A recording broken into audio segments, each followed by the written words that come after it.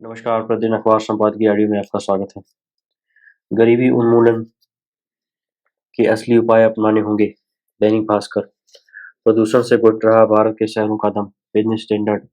शांति की राह जनसत्ता छोड़ कर हासिल छोड़ कर हासिल। पहाड़ों में विनाश की परियोजनाएं। बढ़ सकती है चुनौती। राष्ट्रीय सहारा। अब आर्टिकल विस्तार से। गरीबी उन्मूलन के असली उपाय अपनाने होंगे। दैनिक भास्कर। हिंदी पट्टी के एक राज्य बिहार में प्रति व्यक्ति आय केरल के मुकाबले बेहद कम है। इस राज्य में कल कारखाने केरल के मुकाबले कम है, जबकि आबादी 1.5 गुनी ज्यादा। सजा की दर जहां इस गरीब राज्य में मात्र 11% है, वहीं केरल में 89%। यानी आम जनता का कानून व्यवस्था में भरोसा इसलिए कम है कि सही अपराधी पकड़े नहीं जाते या लचर या भ्रष्ट सिस्टम के सहारे छूट जाते हैं। सरकारों की प्राथमिकता फैक्ट्री लगाकर उन्हें काम देने की होनी चाहिए, लेकिन रोजगार देने की जगह राज्य मजदूर पैदा करने की फैक्ट्री बन गया है और ये असहाय युवा 2 जून की रोटी के लिए अन्य संपन्न राज्यों में पलायन करने लगे। आरबीआई के ताजा हैंडबुक के अनुसार जहां दक्षिण भारतीय राज्यों में मजदूरों को 850 रुपये प्रतिदिन मजदूरी मिलती है, वहीं हिंदी पट्टी के इस राज्य में इसकी एक तिहाई। जाहिर है, एक गरीब युवा रोजी रोटी के लिए अपना राज्य छोड़कर 3 गुना कमाने संपन्न राज्यों में जाता है। देश में सबसे ज्यादा आबादी घनत्व वाले इस गरीब राज्य में आज भी आबादी वृद्धि दर सर्वाधिक है। इन सारे आंकड़ों को देखें तो एक पैटर्न नजर आएगा। जरूरत है गरीबी उन्मूलन के असली उपाय जनसंख्या नियंत्रण के प्रयास, कानून व्यवस्था बेहतर कर कारखाने लगाने का वातावरण तैयार करने की।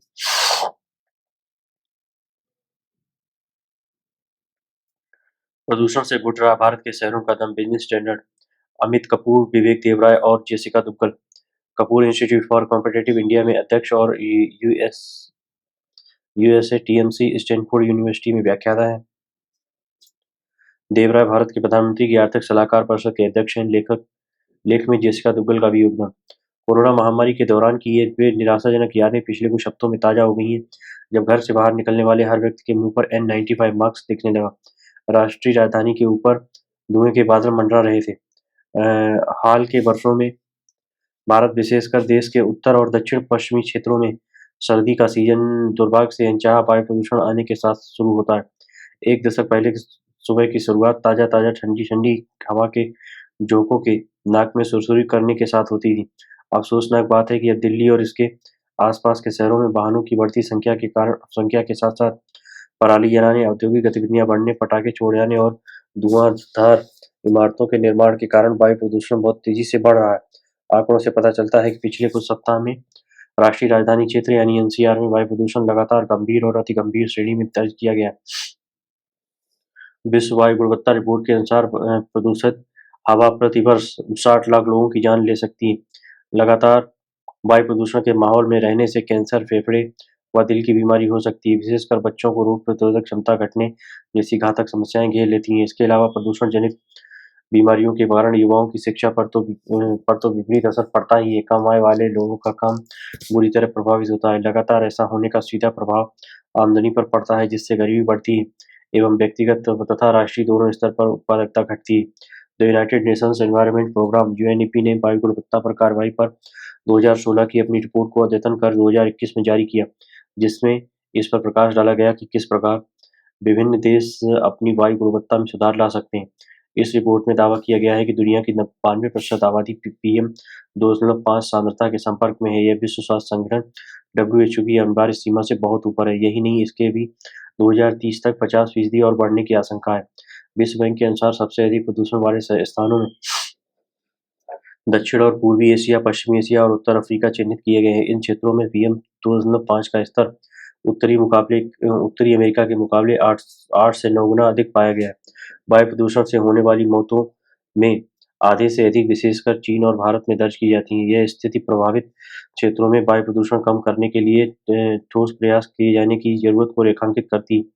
इस समय हम शहरीकरण में सबसे तेज वृद्धि होते देख रहे हैं। यह विश्व स्वास्थ्य के लिए जटिल समस्या है। तकनीक के बढ़ते इस्तेमाल और जगह के विस्तार से विश्व स्वास्थ्य की स्थिति में सुधार देखा गया था, लेकिन वायु प्रदूषण अकेला ही इस उपलब्धि में बट्टा लगा सकता है।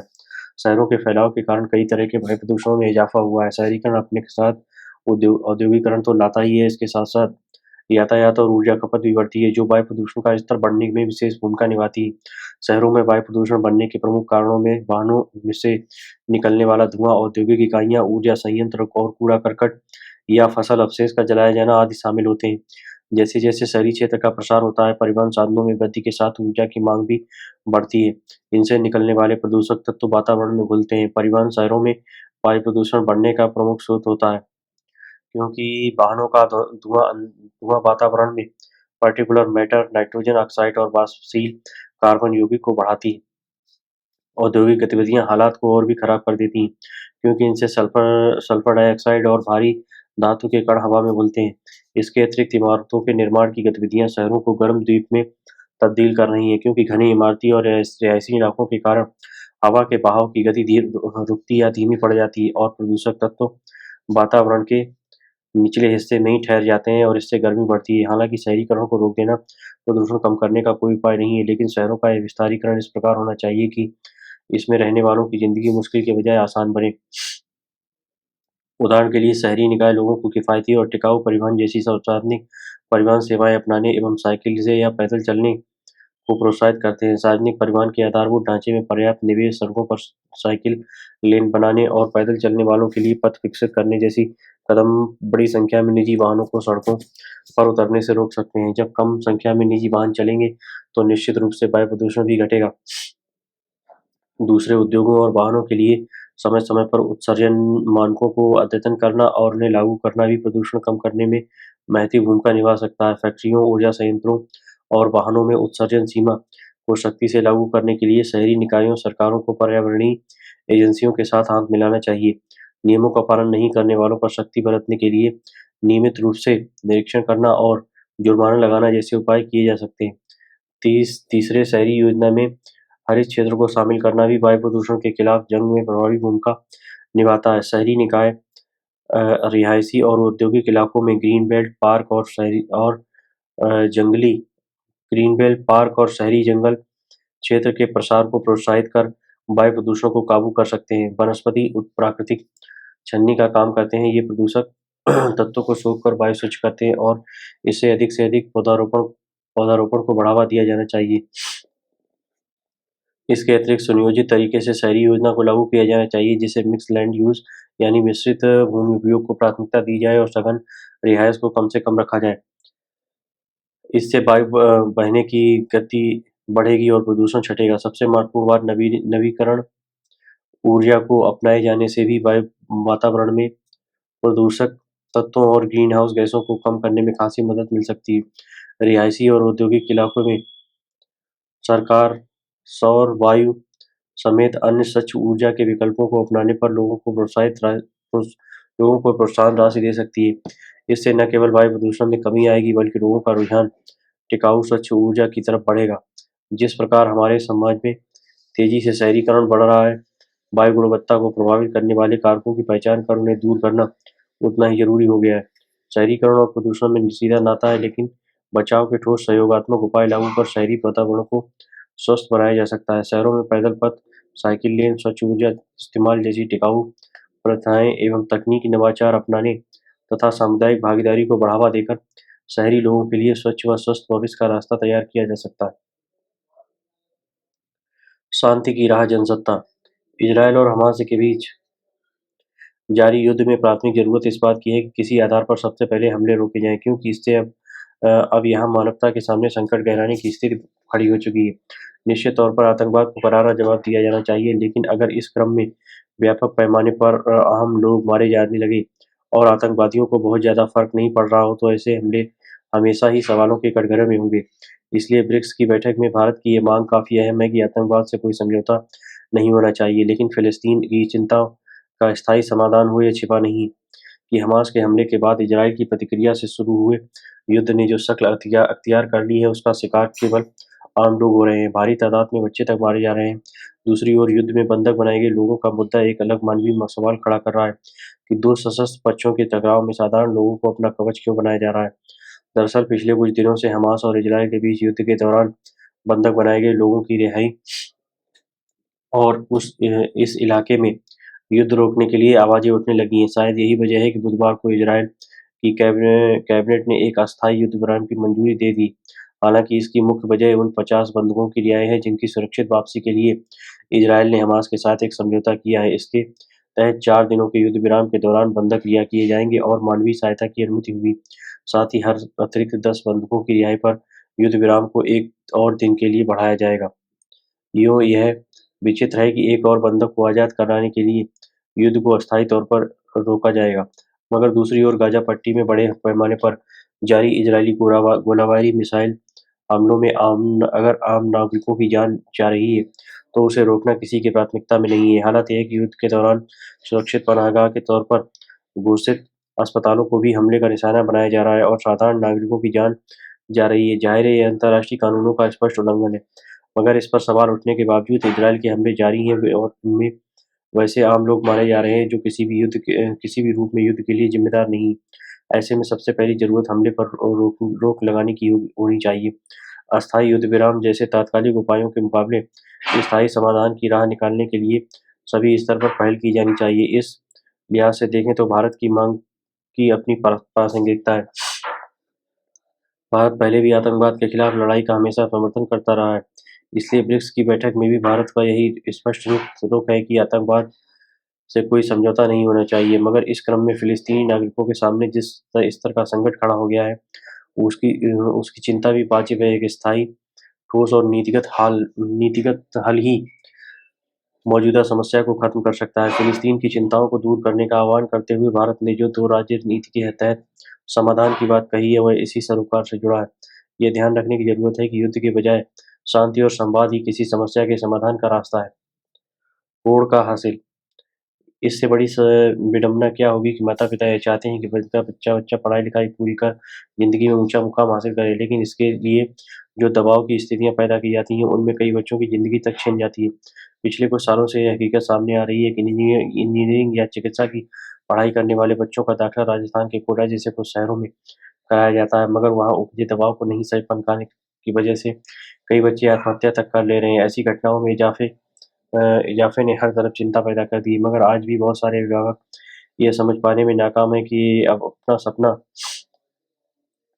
पूरा करने निकले बच्चे आखिर क्यों मौत को चुन लेते हैं। इस मसले पर अब सुप्रीम कोर्ट ने भी चिंता जताई है कि व्यक्ति के साथ ज़्यादा सख्त होते प्रतिस्पर्धा के मानदंड के समानांतर अभिभावकों की ओर से पैदा किए गए अत्यधिक दबाव को कोई बच्चे झेल नहीं पाते हैं और आत्महत्या का रास्ता अख्तियार कर लेते हैं। अदालत की टिप्पणी एक याचिका पर सुनवाई के दौरान सामने आई, जिसमें तेजी से बढ़ते कोचिंग संस्थानों के विनियमन का अनुरोध किया गया और विद्यार्थियों की आत्महत्या के आंकड़ों का हवाला दिया गया। इसमें कोई संदेह नहीं है कि मेडिकल या इंजीनियरिंग की शिक्षा के लिए उच्च शिक्षा संस्थानों में दाखिले के लिए जो पाठ्यक्रम तैयार किया गया है, उसकी जटिलता के मद्देनज़र बच्चों को सामान्य से ज़्यादा पढ़ाई करने की ज़रूरत पड़ती है। इसके लिए उनके अभिभावक वैसे कोचिंग संस्थानों में बच्चों का दाखिला कराते हैं जिनके बारे में आम धारणा होती है कि वहाँ से पढ़ाई करने वाले विद्यार्थी आसानी से परीक्षा पास कर जाते हैं। मगर इसके बरक्स हाल के वर्षों में ये हकीकत भी सामने आई है कि इस क्षेत्र में बढ़ती भीड़ की वजह से कड़ी प्रतिस्पर्धा खड़ी हुई है। पैमाने ज़्यादा सख्त हुए हैं। कोचिंग संस्थान अपनी छवि चमकाने की मंशा से विद्यार्थियों पर परीक्षा में खुद को सबसे बेहतर साबित करने के लिए ज़रूरत से ज़्यादा दबाव डालते हैं। इसी दबाव से उपजे तनाव को कई बार कुछ बच्चे नहीं झेल पाते हैं और ज़िंदगी से हार जाते हैं। हालांकि कोचिंग संस्थानों की हकीकत किसी से छिपी नहीं है और आए दिन वहाँ से बच्चों की आत्महत्या की घटनाएं सामने आती रहती हैं। इसके बावजूद ऐसे तमाम अभिभावक हैं जो अपने बच्चों को चिकित्सक या इंजीनियरिंग की पढ़ाई के लिए इंजीनियर बनाने के लिए यहाँ पढ़ाई करने भेजते हैं। कई बार ऐसा भी होता है कि जिन बच्चों की रुचि किसी अन्य विषय में पढ़ाई करने की होती है, उन्हें भी उनके अभिभावक मेडिकल या इंजीनियरिंग की तैयारी करने भेज देते हैं। इस होड़ में शामिल अभिभावकों की ओर से उपजे दबाव और तनाव का सामना बच्चों को करना पड़ता है। कोचिंग संस्थानों की अव्यवस्था से लेकर उनके पढ़ाई के स्वरूप निश्चित रूप से कटघरे में है और उन्हें जिम्मेदारी से मुक्त नहीं किया जा सकता। मगर अपनी यह महत्वाकांक्षा का बोझ बच्चों से पूरा कराने की होड़ में शामिल अभिभावकों को क्या यह सोचने की जरूरत नहीं है कि इस होड़ का हासिल क्या है। किसी भी समस्या का हल निकालना तभी संभव है जब उसके मुख्य कारण की पहचान कर ली जाती है। कोटा या कहीं भी पढ़ाई के क्रम में उपजे तनाव का बोझ अगर बच्चों की जिंदगी पर ही भारी पड़ रहा है, तो अभिभावकों को ये सोचने की जरूरत है कि आखिर उनका चुनाव क्या है। बच्चों की जिंदगी या फिर ऐसी पढ़ाई जो उन्हें जानलेवा तनाव के जंजाल में झोंक दे। पहाड़ों में विनाश की परियोजनाएं। रोहित कौशिक। हाल ही में उत्तरकाशी में निर्माणाधीन सुरंग के क्षतिग्रस्त होने और उसमें मजदूरों के फंसने की घटना ने एक बार फिर पहाड़ों की अंधाधुंध विकास परियोजनाओं पर सवाल खड़े कर दिए। यह सही है कि पहाड़ों के लिए विकास परियोजनाएं जरूरी हैं, लेकिन वे पहाड़ों के विनाश का कारण बनने लगें तो इस पर पुनर्विचार की जरूरत है। पहाड़ी इलाकों में लगातार भूस्खलन की घटनाएं बढ़ती जा रही हैं। जिस गति से पहाड़ों पर निर्माण कार्य हो रहा है, उससे भूस्खलन की घटनाएं और बढ़ने की उम्मीद है। कुछ समय पहले जोशीमठ में कई मकान धंस गए थे और अनेक मकानों में दरारें आ गई थी। उस समय स्थानीय लोगों ने जोशीमठ की पहाड़ के नीचे सुरंग से होने गुजरने वाली एनटीपीसी की निर्माणाधीन तपोवन विष्णुगढ़ जलविद्युत परियोजना को घटना के लिए जिम्मेदार माना था। वैज्ञानिकों का मानना है कि पहाड़ों के कई शहर भूकंप के अत्यधिक जोखिम वाले क्षेत्रों में बसे हैं, इसलिए ऐसी जगहों पर होने वाली थोड़ी सी भी हलचल भारी तबाही मचा सकती है। दुर्भाग्यपूर्ण है कि अनियंत्रित विकास ने पहाड़ के कई शहरों को खतरे में डाल दिया है। ये दुर्भाग्यपूर्ण है कि हम पहाड़ों की विभिन्न आपदाओं से सबक नहीं ले पाए और उनके मिजाज को समझे बिना किसी परियोजनाओं को हरी झंडी देते चले गए। यही कारण है कि हमें लगातार इस तरह के संकटों का सामना करना पड़ रहा है। शुरू से ही पहाड़ों पर अत्यधिक जल विद्युत परियोजनाओं का विरोध होता रहा है। अनेक वैज्ञानिकों और पर्यावरणविदों का मानना है कि पहाड़ों पर ये जल विद्युत परियोजनाएं भविष्य में और बड़ी तबाही मचा सकती हैं। हर क्षेत्र का अपना अलग पर्यावरण होता है। हम पहाड़ के पर्यावरण की तुलना मैदानी क्षेत्रों के पर्यावरण से नहीं कर सकते। अगर पहाड़ के पर्यावरण को समझे बिना विकास परियोजनाओं को आगे बढ़ाएंगे तो ऐसी आपदाओं के को ही निमंत्रण देंगे। गौरतलब है कि पहाड़ों पर बनने वाले बांधों ने ग्लेशियरों को भी कमजोर किया है।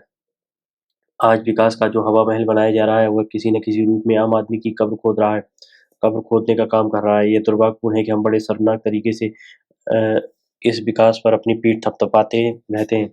क्या हम विकास का ऐसा ढांचा नहीं बना सकते जिससे पहाड़ियों के निवासियों को स्थायी रूप से फायदा हो? आज विकास के जो तौर तरीके अपनाए जा रहे हैं, उनमें गरीब लोगों को अस्थायी फायदा होता है। इसलिए वे ताउम्र गरीब बने रहते हैं और सत्ताएं और पूंजीपति लोग विकास का स्वप्न दिखाकर उन्हें लगातार ठगते रहते हैं।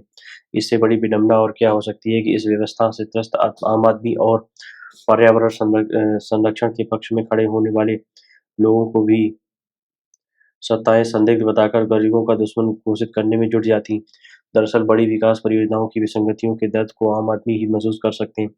इन बड़ी योजनाओं से बड़ी संख्या में विस्थापन भी होता है, जिसकी गरीब लोगों पर दोहरी मार पड़ती है। पहली मार तो व्यवस्था की होती है। सवाल है कि इस व्यवस्था से उजड़े हुए लोगों की मानसिक अवस्था तक पहुंचने वाले कितने अधिकारी और कर्मचारी हैं। जिन अधिकारियों और कर्मचारियों को अपना कर्तव्य निभाने में भी जोर पड़ता है, वे अपने नौकरों की मानसिकता से ऊपर उठकर सरकारी नौकरी की मानसिकता से ऊपर उठकर अतिरिक्त कुछ नहीं कर पाते। विस्थापितों पर व्यवस्था की मार से उपजी दूसरी मार मानसिक तनाव की पड़ती है। इसलिए पहाड़ के लोगों के भविष्य की ठोस और सार्थक कार्य योजना बनाए बिना विकास की बात करना बेईमानी है। उत्तराखंड तथा देश के अन्य भागों में विभिन्न बांधों से जुड़ी परियोजनाएं सिर्फ विस्थापितों को राहत एवं पुनर्वास कार्य को लेकर सवालों के घेरे में नहीं रहती, बल्कि इसमें शुरू से ही पर्यावरण से जुड़े अनेक नियमों के पालन में कोताही बरती जाती। सवाल है कि विकास के ढांचे में ऐसी परियोजनाओं से प्रभावित परिवारों के बारे में क्यों नहीं सोचा जाता? सरकार प्रभावित लोगों के बारे में बड़ी-बड़ी बातें तो करती है, लेकिन उन्हें दर-दर की ठोकरें खाने के लिए छोड़ दिया जाता है। क्या विकास के इस मॉडल में गरीबी के लिए कोई जगह नहीं है? इस प्रगतिशील दौर में भी विभिन्न जगहों पर बांध से प्रभावित लोग विस्थापन की मार झेल ही रहे। ये विडंबना ही है कि इस देश में पिछले 50 वर्षों में बड़ी सिंचाई परियोजनाओं पर करोड़ों रुपए खर्च किए गए, लेकिन सूखे और बाढ़ से प्रभावित जमीन का क्षेत्रफल लगातार बढ़ता जा रहा है। दरअसल अब समय आ गया है कि पिछले 50 वर्षों में बने अनेक बांधों से मिल रही सुविधाओं की वास्तविक समीक्षा की जाए। पिछले कुछ वर्षों से बड़े बांधों की उपयोगिता पर एक नई बहस चल पड़ी है। अतिरिक्त विकसित देशों ने बड़े बांधों को हानिकर मानते हुए इसका निर्माण बंद कर दिया है। बांधों के विश्व आयोग की भारत से संबंधित एक रिपोर्ट में बताया गया है कि बड़ी सिंचाई परियोजनाओं से अधिक लाभ नहीं होता, बल्कि जबकि इसके दुष्परिणाम अधिक होते हैं। इस रिपोर्ट में बताया गया है कि भारत में बड़े बांधों के कारण विस्थापित करोड़ों लोगों में 62% अनुसूचित जाति और जनजाति से संबंधित हैं। बड़े बांधों के कारण जहां एक ओर लगभग कई लाख हेक्टेयर जंगलों का विनाश हुआ है, वहीं दूसरी ओर ऐसी परियोजनाओं से अनेक तरह की विषमताएं पैदा हुई हैं और इसका लाभ अधिकतर बड़े किसानों और शहरी लोगों को मिला है।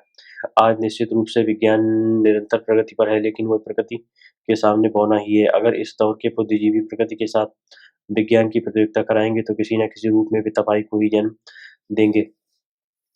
विज्ञान और प्रगतिवादी सोच का उपयोग मानव कल्याण के लिए होना चाहिए, न कि मानव विलास के लिए।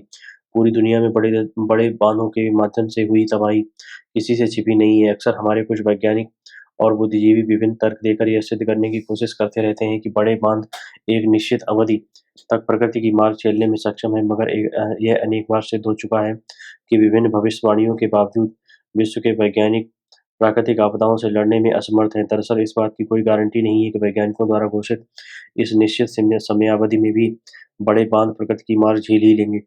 भारत जैसे विकासशील देश में पीने का पानी, सिंचाई और ऊर्जा जरूरतों को पूरा करने के लिए एक ऐसी व्यवस्था की जरूरत है जिससे कि साधनों का समुचित उपयोग और ठीक ढंग से पर्यावरण संरक्षण हो सके। इस व्यवस्था में वर्षा जल के संरक्षण, वैकल्पिक स्रोतों से ऊर्जा प्राप्त करने तथा जैविक खेती को प्रोत्साहन दिया जा सकता है। यह सर्वविदित है कि बड़े बांधों से जहाँ एक ओर अनेक बीमारियां फैलती हैं, वहीं दूसरी ओर बांधों में मिट्टी भर जाने से इसकी अवधि भी कम हो जाती है। हमें यह भी ध्यान रखना होगा कि पहाड़ का अपना अलग पर्यावरण होता है। इस पर्यावरण की रक्षा करना आम नागरिकों का कर्तव्य तो है ही, सरकार का कर्तव्य भी है। दुर्भाग्यपूर्ण है कि विभिन्न सरकारें विकास की परियोजनाओं में पहाड़ के पर्यावरण का ख्याल नहीं रखती हैं। अब हमें इन आपदाओं से सबक लेना चाहिए। बढ़ सकती है चुनौती, राष्ट्रीय सहारा। Doctor A K. सोमानी। मालदीव के राष्ट्रपति मोहम्मद मुइज़ू ने अपने देश के मतदाताओं से किए गए वादे को पूरा करने की दिशा में कदम उठाने शुरू कर दिए हैं। पिछले दिनों राष्ट्रपति चुनाव में चीन समर्थक डॉक्टर मुइज़ू ने अपने चुनावी कैंपेन में अपने नागरिकों से देश की संप्रभुता के लिए भारतीय सैनिकों को वापस भेजने का वादा किया था। चुनाव परिणामों के तत्काल बाद प्रतिक्रिया देते हुए मुइज़ू ने कहा था कि वे अपने कार्यकाल के पहले ही दिन से भारतीय सैनिकों को वापस भारत भेजने की प्रक्रिया शुरू कर देंगे। 17 नवंबर को पद ग्रहण करने के बाद उन्होंने भारतीय सैनिकों की वापसी के प्रयास शुरू कर दिए। मुइज़ू के शपथ ग्रहण समारोह भाग लेने के लिए मालदीव गए भारत के केंद्रीय मंत्री किरण रिजिजू से जो औपचारिक मुलाकात के दौरान भी भारतीय सैनिकों की वापसी का मुद्दा उठा। चीन समर्थक मुइज़ू ने पूर्व राष्ट्रपति इब्राहिम मोहम्मद सोलिह के शासनकाल में भारत और मालदीव के बीच हुए 100 से अधिक समझौतों की समीक्षा करने की बात भी कही है।